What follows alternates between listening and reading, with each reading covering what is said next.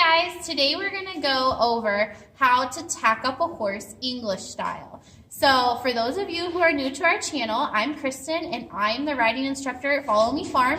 And this beautiful model, who's a little sleepy, is Rowdy. He is one of our main school horses and he is the sweetest, which is why he gets to be the model a lot. So to start tacking up a horse English, you need an English saddle pad. Okay, I'll put some links below. Dover Saddlery sells really good pads. State Line Tack has really good pads, and your local tack store probably has some perfectly good pads. We like to use really flashy colors here because we have a lot of kids who ride. Now, when you go to a horse show, you probably won't, unless you're an eventer, you're probably not going to be able to use a bright lime green pad like this. So just keep in mind, if you go to a horse show, you probably need a white pad. Again, check the rules for your discipline. Anyway, this round part is the front of the pad. You can also tell because of the straps, which we're going to go over where those go later, but that is the front of the pad. Some of them have a tag, this one doesn't, but some of them have a tag in the front as well. You're going to gently put the pad on the horse's back and adjust it up by the withers. You can see this big bump here is the biggest vertebrae in their body, and that's kind of where we base our tacking up off of. This saddle pad has a seam down the middle, and that's how you can tell that you have it centered. You want that seam to match your horse's spine. Now, Rowdy uses a half pad with this saddle. You need to talk to your trainer or your coach or a saddle fitter if you're not sure if your horse needs this half pad or not. Not all of them do. There are so many different brands of half pads on the market. You need to pick one that works for you and your horse. But again, consult your trainer or your coach or a saddle fitter, because while the pads can help a saddle fit really well, they can also hurt the horse's back if they don't fit right. So just make sure you check in with someone before just buying a pad and putting it on your horse, okay? So the half pad, again, the front has the straps and it's round, and you're just gonna line it up with your saddle pad, okay? See how that works? Next is, we're gonna move the girth out of the way. Next is the saddle. You wanna grab your saddle like this and then gently swing it up on the horse. Be careful, for those of you new to horses, your saddle is one of the most expensive pieces of equipment, and it's also the hardest to find a replacement for because every saddle fits every horse different. So just be careful with your tack, okay? You want to be gentle. You also don't want to slam things on your horse's back because that's just rude, okay? Not a good way to make friends, right, Rowdy? Once you get it up there, you want to reach in the withers and kind of pop up the pads so that it's not pushing down on your horse's wither, okay? Next, we're going to take this strap here from your half pad and we're going to connect it to the billets, which the billets are where you put your girth on, which we'll do later. You want to connect it like that. If you have a really long strap, you can connect it to one of the back ones that you're putting your girth on. So like I use 1 and 3.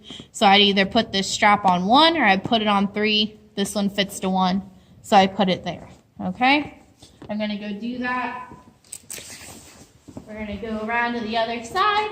Make sure everything's adjusted and even. And we're going to connect our strap like this.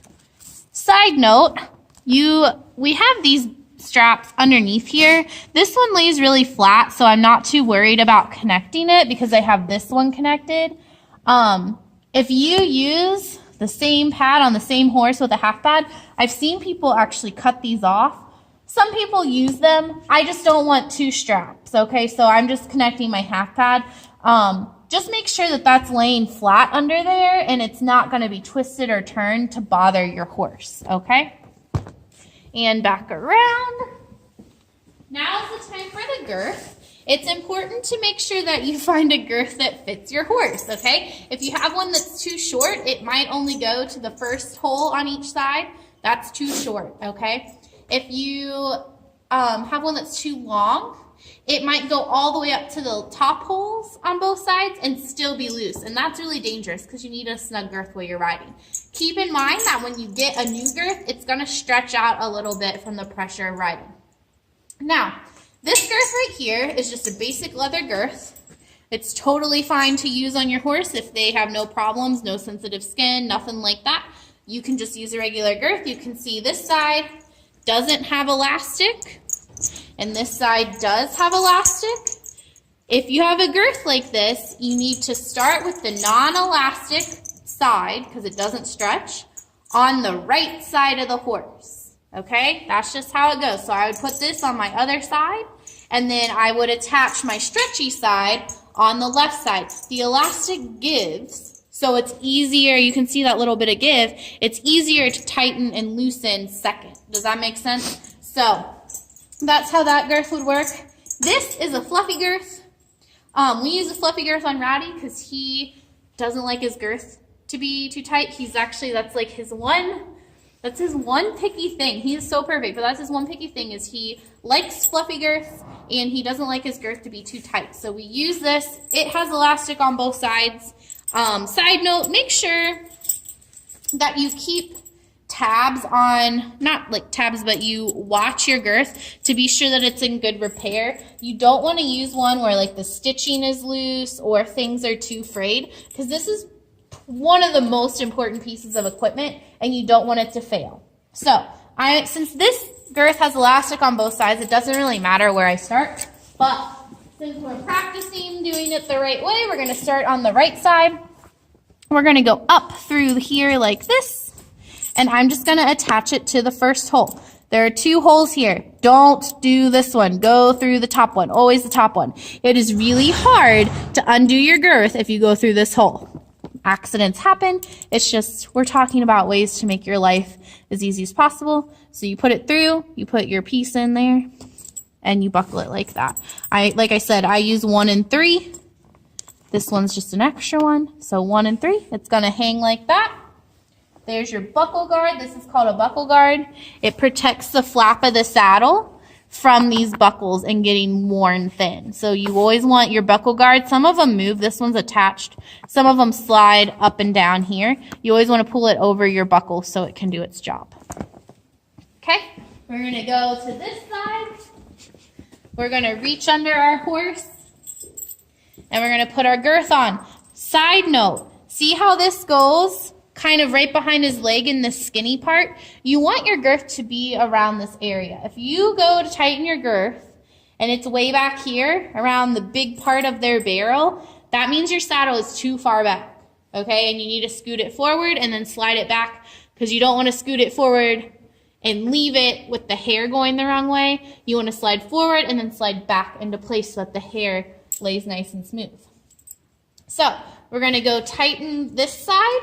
Now, I put my girth on slowly. 1, because Rowdy is extra girthy and he doesn't like it, so I want to be super considerate. And 2, just in general, a way to keep your horse from becoming girthy, if they aren't, is to be kind and polite and put your girth on slowly. Okay, so I just put it on so that it'll hold my saddle on if my horse moves, but it's not totally tightened. And then I'll tighten it a few times before I get on the horse, okay? You do want it to be nice and snug, but again, you don't want to make it all the way snug right away.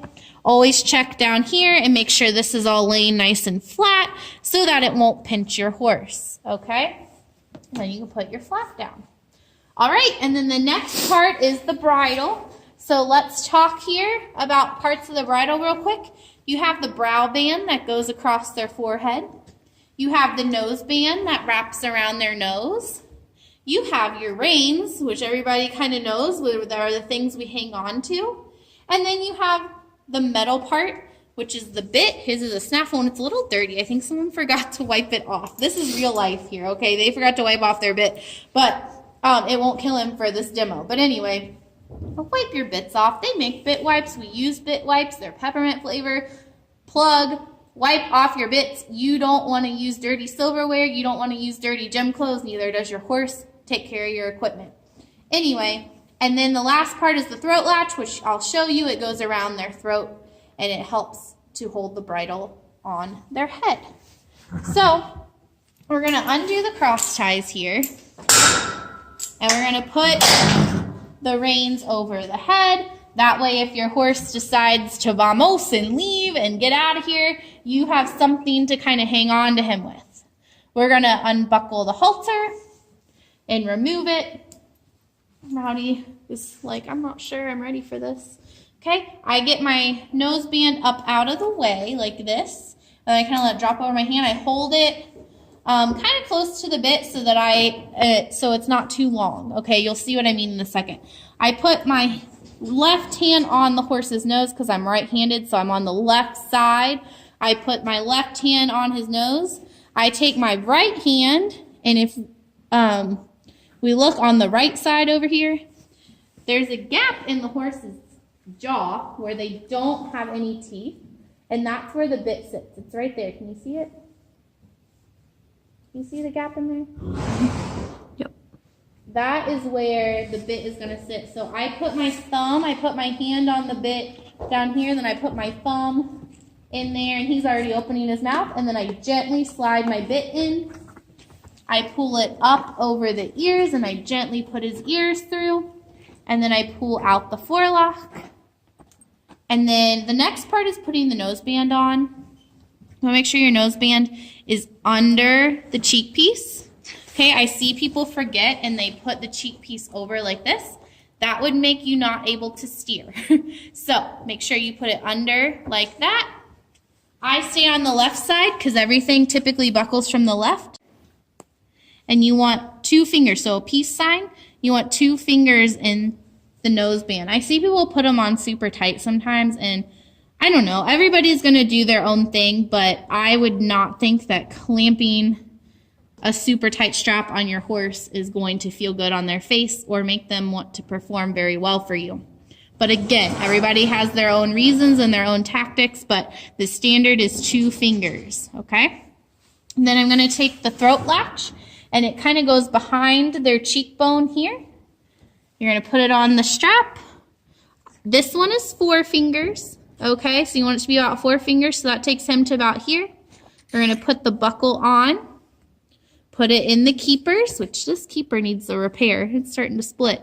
But we're going to put it in the keeper, put it in both so their straps aren't flapping around. And then there you have on your bridle. Now, I'm going to hang my halter over here. And then when you lead your horse with a bridle on, you want to be sure to take the reins over the head. Keep your reins off the ground. You don't want to step on your reins and trip, and you also don't want the horse to step on the reins and get scared. So you put your right hand under their chin like this, and then you have the extra like this. If you have a lot of extra, you can fold it like that. Okay, so that's how to tack up your horse. Before we are finished, we're going to do a quick run through of how to untack your horse. Because now, once you get them ready, you're going to go ride, and then you are going to need to get them untacked. So it's the opposite. You put the reins back over the head again. You undo your throat latch. You undo your noseband. And I didn't say, when you go to put your bit in your horse's mouth, please be gentle, okay? They do not appreciate having their teeth slammed with a metal bit, and you wouldn't either. So just when you're working with your horses, try to be kind and try to be considerate. Slide your halter back on. You can grab your cross tie, again, keeping the reins over the neck in case they decide to leave. Side note, we use these quick release cross ties, and I pull this part down, slide that part in, and go like that. Some people put this part on the wall so that if the horse is panicking, you can pull it off the wall. I tried to make that a thing, but people tend to just do it this way. So this is how we're going to do it. Either way, this is a quick release snap, and it's so if the horse is panicking, you can just pull it off and they're not stuck. And then I'll come to this side so we can see. You unbuckle this rein, and you take your reins off. Rebuckle it. And then this is the part where if I had ridden Rowdy, I would go wipe off his bridle with some leather soap or just some really mild Dawn dish soap for even a tack wipe, and then make sure you wipe off the bit with either just a cloth and water or a bit wipe To undo your saddle, you gently pull. Well, if it's tight, you can't gently. You kind of have to strongly pull up until that pops out. Okay? Up until it pops out. And then you're going to slide it off like that. And then undo your pads. We're going to go to the other side. Same thing. Pull up, slide that piece out. Pull up, slide that piece out.